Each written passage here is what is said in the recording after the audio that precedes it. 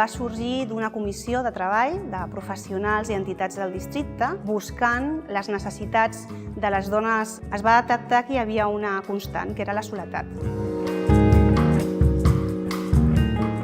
El projecte Troba't consisteix en facilitar un espai de trobada per a dones de diferents orígens, cultures, edats, estructures familiars, que comparteixen, que es coneguin, que es reconeguin com a iguals y que es puguin empoderar. El Troba't a mí me ayudó en un momento que yo estaba con mucha soledad. Jo personalment em vaig apropar al Troba't perquè precisament necessitava un espai per mi.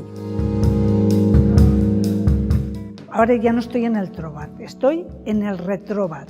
El Retroba't és un grup que va sortir de la tercera edició del grup Troba't.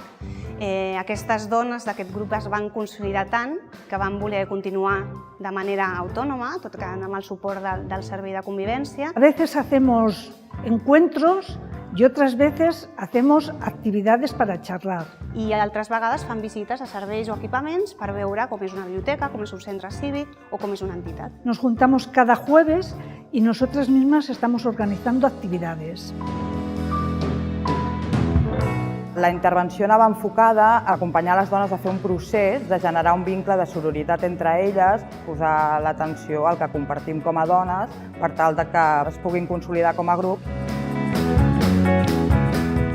Els resultats del projecte es podrien resumir en beneficis individuals a cadascuna de les dones, canvis importants d'evolució, d'obertura, d'empoderament, de millora en les habilitats de comunicació, en la millora de l'aprofitament dels recursos interns i externs, i a nivell general o col·lectiu, el benefici del projecte és la millora de la qualitat de vida, la millora de la convivència, la millora de la percepció dels que tenim al costat.